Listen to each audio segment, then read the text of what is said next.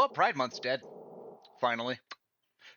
But I know a lot of people are going to be looking at this like, well, there's this big month thing, it's this whole giant thing. What are we going to do now? May I suggest to everyone, Leviticus 20, verse 13 month. Give me money, give me money, give me money, give me money, give me money. Oh, you know what time it is. Shield time. If you look down in the description, you'll see a link to a Patreon, a Rumble, and a Discord server. If you want to see the uncut versions of these videos, go ahead and check out the Rumble. I cut these videos to fit YouTube's wonderful content policies, so if you'd like to see all the spicier jokes and things that YouTube would beat me with a spoon over, go ahead and check that out. If you want to come hang out or chat or tell me I'm a fucking retard, go ahead and give the Discord server a look. And finally, if you think the content is worth it, go ahead and give the Patreon a look. Patron subscriptions will encourage me to continue doing this. Maybe so I don't have to get a second job. Don't know. And, it'll just help me improve the quality as well. Anything that goes into the Patreon will go back into the YouTube videos in some way, shape, or form. Also, once I finally get one Patreon subscriber, I will finally remove the annoying as shit Discord notifications. Marketing. So yeah. Also, if you liked the video, go ahead, give it a like. If you want to see more of my videos, go ahead and subscribe. And if you want to annoy your friends with my amazing voice or my squeaky chair, go ahead and share it. All right, back to the video. All right, so today I wanted to talk a little bit about the month of June, what it normally is, Pride Month. Specifically, why it's not a thing anymore. Now, I know what you're gonna say, but Nine, it is still a thing. Obviously, people still make a big deal out of it. There's still people who put up their stupid rainbow flags and all that crap. And you are correct. But socially, I would argue it is dead. Socially, marketing, companies don't market with it. Socially, it's not as big. It is dead. It is a thing that currently a certain group of ideologues still hold on to, and I want to talk a bit about why I think that is. And I know everybody has said this, but I do kind of want to go into a bit more of my own perspectivigation of it, along with touching on a few other pieces of its history. Now, you'll have to bear with me on this video because I actually had to do a decent amount of homework for this one, comparatively, and one of the biggest issues I ran into with looking up information is that it is all written with a bias towards LGBTQ, pride, all that shit. So, I ask you bear with me on this, just because I'm having to kind of try and read between the lines with a lot of these sources. So I guess first I want to kind of if we're going to attack Pride Month and talk about why it's dead, we should probably establish what it is and why it exists, which I don't actually know if a lot of people know this. I'm going to be very honest, unless you're like hyper woke or something, I don't know if this is going to be common information. Pride Month is specifically a celebration of a series of riots. Wow, isn't it funny that comes up right in the middle of the LA riots right now? Yeah, no, that's a very common link between the far left and trying to destroy entire cities when they don't get their way. But anyways, Pride Month is actually specifically a celebration of not being gay, but of a specific event called the Stonewall Uprising. Basically, long story short, the Stonewall Inn was a very popular gay bar in New York City. Oh, we're off to a great start with this one. The Stonewall Inn was a popular gay bar, was raided by the police. I don't know why. I'm trying to look for why, but the thing is, everything is so skewed that I can't actually find why the police raided it. That's funny. Originally, the Stonewall Inn was a speakeasy. If you don't know what that is, it's basically something from the Prohibition days. It was an illegal bar.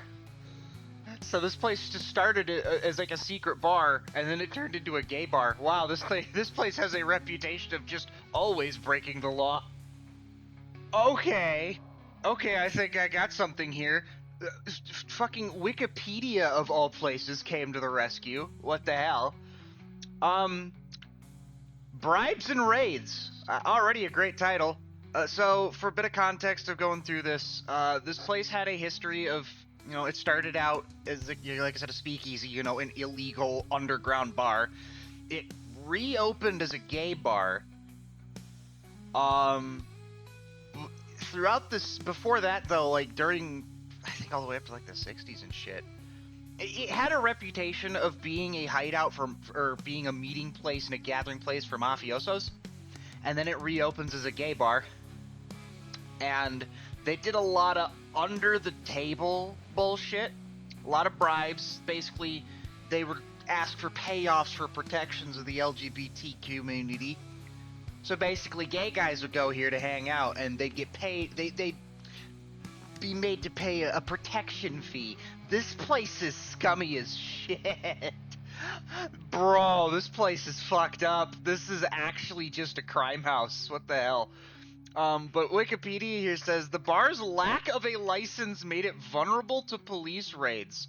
For anybody who is under a rock or doesn't understand, American law or whatever, a bar or any place that needs alcohol needs a liquor license. You need a license to sell alcohol because there are some very strict laws in the US when it comes to buying alcohol. When it comes to like the age, like you have to be 21 to buy it. There are limits on how strong the alcohol can be. This is why moonshine's illegal technically, all that shit. There's some fairly hefty alcohol laws, and so because of this, you need a license to sell alcohol. Basically, you go through the stuff to get this license, and it says you understand the laws to sell alcohol in this country, and you're not gonna break them.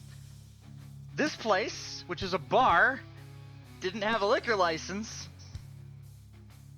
right off the bat, so of course it's gonna get raided a lot. The owner gave cash bribes to the New York Police Department's 6th precinct, within which the bar was located, to stave off raids. Oh no!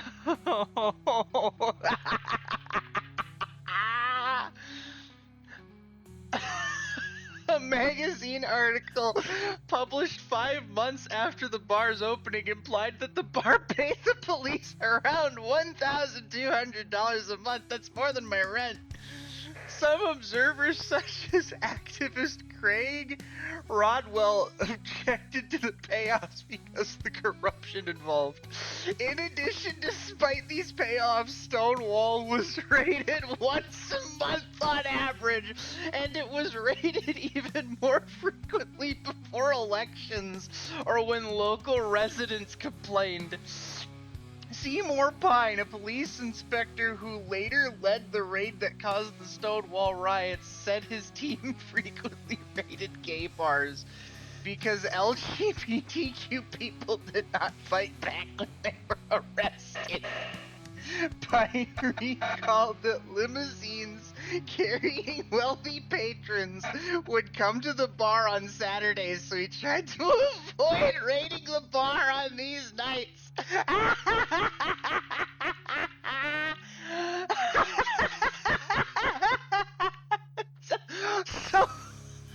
So what happened?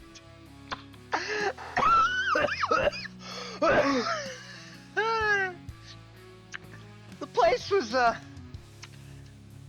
very fucked, is what I'm gathering. So essentially what happened is this place was acknowledging the fact that there was a lot of corruption both on the part of the bar which, surprise, surprise, a bar that started essentially as connected to the mafia during Prohibition is corrupt as shit. So a corrupt ex-mafia hangout and the corrupt New York Police Department. And what is happening, basically, is this place was a problem because it was breaking the law, at least the liquor laws. You know, we're not even touching it on the fact that being gay was not accepted back then and was kind of illegal back then to an extent. Okay, this was a scummy as shit place. Its origins was built in breaking the law. It rebranded to break the law, and it was bribing the police department, and it got raided for breaking the law. Because they still had to raid it when people complained and when it caused problems. And then just one raid caused some bullshit and it started a bunch of fucking riots. That's why am I not surprised that the origin of this story is steeped in crime? The Stonewall Inn was a mafia house. It was a mafioso meetup place. They used it to get together and do their bullshit. And the mafia was like the original fucking... the mafia was the original cartel. Am I supposed to be surprised that a place that's business literally started as selling alcohol when it was illegal to sell alcohol, and acting as a meeting place and a get-together place for the original cartel? I'm supposed to be surprised that that place got raided once a fucking month? They were probably getting raided for shit other than the fact that gay people hang out there. They probably were actually... They were at least bribing the police department. And they didn't have a liquor license, so they were illegally selling alcohol. Why am I not surprised that Pride Month, a very lefty ideology, is stooped in lies and political corruption? Why am I not surprised about this? So that's the origin of Pride Month, basically. An ex-mafioso hangout got raided, and it started a bunch of fucking riots in the 60s. And long story short, the riots went on for June, and because the left always riots in the summer, it's nice to know that nothing is new under the sun, you know? And so this commemorated, because this is what's... It didn't start the civil rights movement, but this was definitely during the civil rights movement.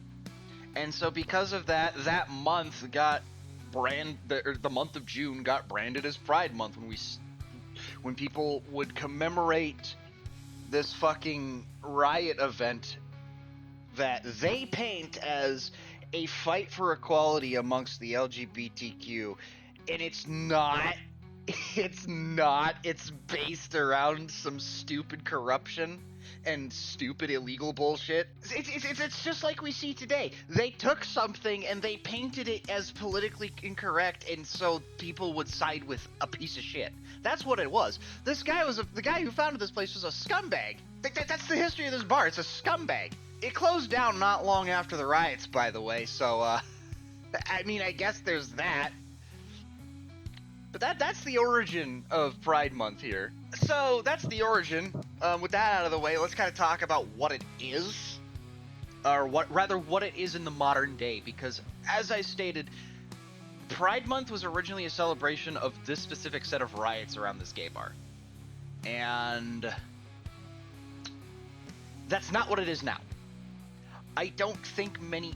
I mean, I haven't gone around and surveyed people on this, but from my own personal experience and the people I've talked to, that's not exactly common knowledge unless you're, again, maybe for people who are like hyper into the woke shit, they might know about this, but I don't think that the raids on this gay bar are very common knowledge.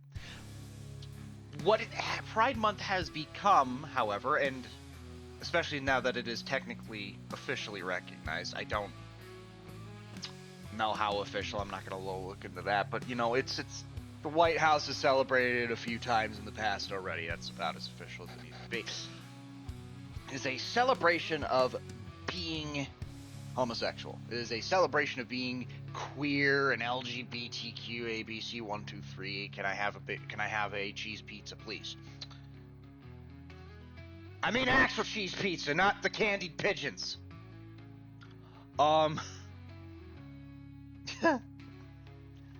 Yeah, it's become a celebration of being gay. That's what it is known as, and I think it has completely forgotten its origins in many ways. It's become about parading your sexuality, if you're gay, or if you're queer, or if you're whatever these weird words they come up with. That's what it's become. And I think that actually plays into the fall of it. Because this thing started as something celebrated by the LGBTQ community because of these riots that they view as a pivotal point in their movement. And it has expanded past that into something different. Now, I'm sure everybody here remembers the early 2000s and the 2010s, but especially during the 2010s, there was a huge push for gay rights. Now, I was but a wee lad in the early 2000s. I don't entirely know the context of what's going on in the early 2000s and the 90s and whatnot, but I can probably piece together that this was a bit of a battle before that as well, quite obviously, but there was a huge final push in the 2010s, resulting in the 2015 Supreme Court hearing that nationally legalized gay marriage. And this is key. This is a key point to why I think Pride Month is dying. So, there's this big push, and part of this big push that led to what this is, because I definitely noticed personally this stuff became more prominent 2010s onward, Obama onwards. Because that was, let's be real, Obama was the first woke president. And that's a big part of why this is. So, you get this big push, Pride Month gets plastered everywhere, and it becomes this big parade and celebration of being gay and being LGBT, and anyway, so it becomes this big push. Pride Month gets everywhere, there's parades, there's flags being displayed all over the fucking place. And businesses start to market it.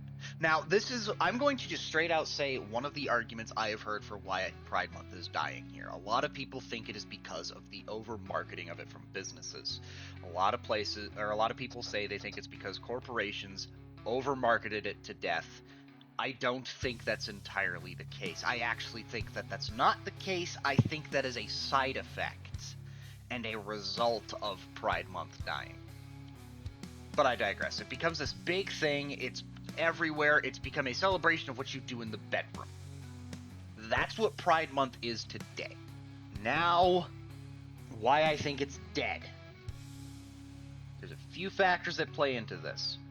Now, I know I just said that I think the corporate bullshit is not what caused it. More of a side effect. I do believe in part that it did play a role in why it's dead, but I think it's more of just a frosting layer. It's the top layer. It's surface level. There's more going on here than this. But yeah, I think that, people got sick and tired of it being, seeing it in the stores, and especially when they started seeing it in the kids aisle. But okay, kind of dragging back here. I kind of went on a bit of a tangent there. My apologies. The first big factor that I think plays into the death of Pride Month is the fact that gay marriage was made legal in 2015. There you go. Before that, there was already being tons of laws and shit passed to where you can't discriminate against a homosexual if they're, applying for a job or something. You can't legally do that. Fair enough. They gotta work too, I guess. But at that point, their main end goal was established. 2015. They won. They got gay marriage. But at that same time, I could tell you exactly how old I was back then. Funny enough, I was only 17. And there were people younger than me, but a lot of, especially Gen Z, was getting into their puberty. And that's, they were entering puberty. That's when a lot of people would figure out if they're gay or straight. That's when the hormones start kicking in. That's where it all starts playing. And so what do you end up with? You have an entire group of people who grew up during a time where you can't discriminate against gay people, were there when the LGBTQ community got what their end goal was, making gay marriage legal, and grew up, and some of them were gay. And so what do you end up with from this? Normal people, like normal everyday people, who if you look, who are gay. Normal everyday people where if you looked at them, you wouldn't be able to tell that they were attracted to the same gender, or the same sex, or whatever word you want to use. Because it's normal, and they don't see a need to shove it in people's face. However, before this, Stonewall riots onward, being gay was a statement. It was a political and social statement. It was a rebellious and revolutionary quote-unquote statement that was steeply connected to communist ideology and communist movements during the 60s. You have an entire group of people, everything up to the 2000s, maybe the 90s. We'll be general, say 90s. Basically, the LGBTQ community and being gay in general between the 60s and the 90s had to be a political statement. You have an entire generation of homosexuals who had to stand with that because it was basically, it was roped in with communist ideology. Communist movements were what was supporting this. Their version of woke movements was what's supporting this. For them, especially being in a time where where being gay was not accepted, it was shunned. For them, being gay has to be a political statement. It has to be a political movement because that's what it was all their lives. And you see just a dude who is gay, but he treats it like it's normal, just like a person who's straight, so you don't even know. They don't like that.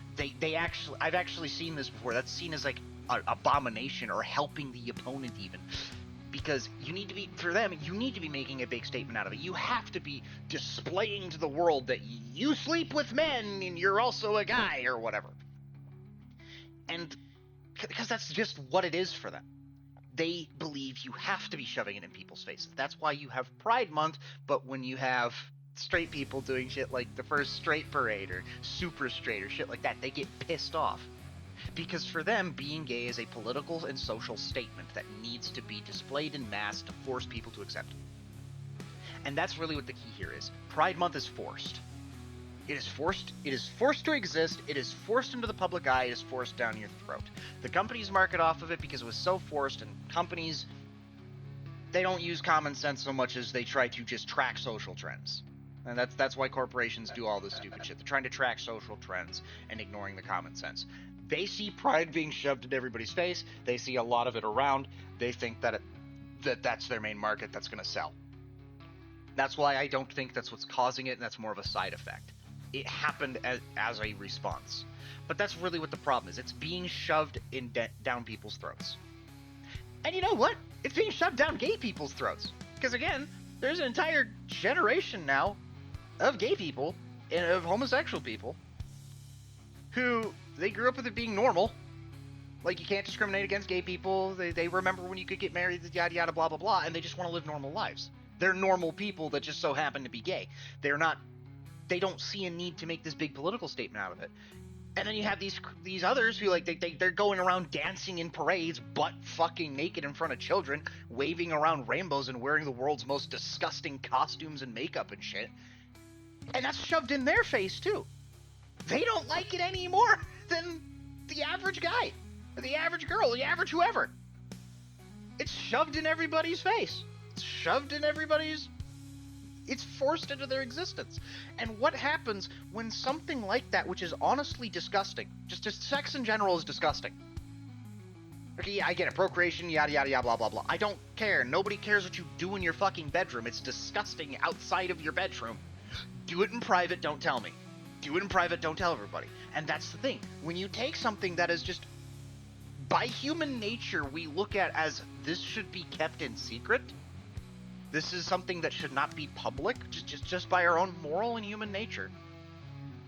And you shove it, and not just put it in the limelight, but force it into everybody's face. It disgusts them. It annoys them.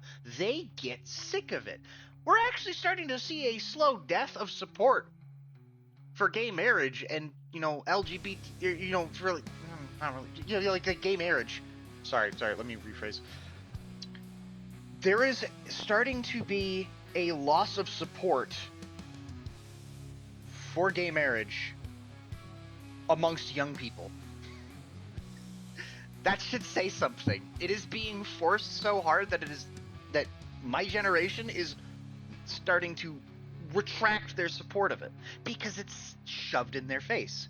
And so what happens? People get sick of it. People get annoyed of it. People want it to go away. People start engaging with it negatively. If they are forced to engage with it, if they must engage with it, they will retaliate by engaging with it in a negative manner. And what happens? Well, that forces, that causes people to form a collective negative view of it. And that starts to give it a bad reputation. And what happens when something like this starts to get a bad reputation? It starts to go away. It dies. Something like Pride Month is dependent on positive reinforcement, which by its own nature, it is losing that. Hi, kitty. The kitty's come to say hello again. She wants laser pointer. But yeah, it's starting to gain negative reputation, and it cannot survive if it has a negative reputation. Simple fact of the matter is, it started as something that only a specific movement would have celebrated. It was forced into everybody's eyes, and the only way it can even survive that way is if it is viewed as positively. Otherwise, it's just going to go back to what it was, only the LGBTQ community is going to celebrate it, and the LGBTQ community is also getting a bad reputation because of their behaviors. Pride Month is dying if it's not already dead. Companies have stopped marketing on it. People have stopped caring or liking it. It has given itself a bad reputation. It has forced itself in people's face, and therefore it has started to gain a negative reputation, and thus it will die.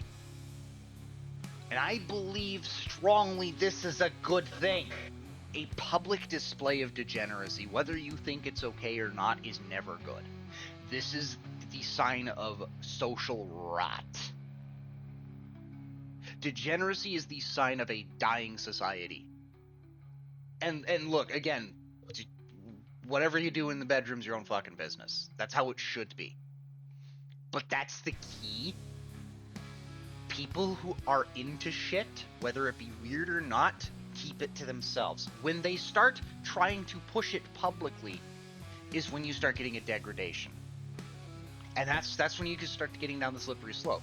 Back in 2010s, people were saying, see, right now it's gay marriage, next it's going to be the trans, and it's going to be the children. They're like, nah, we're not trying to push it on your children. We're not trying to do this and that.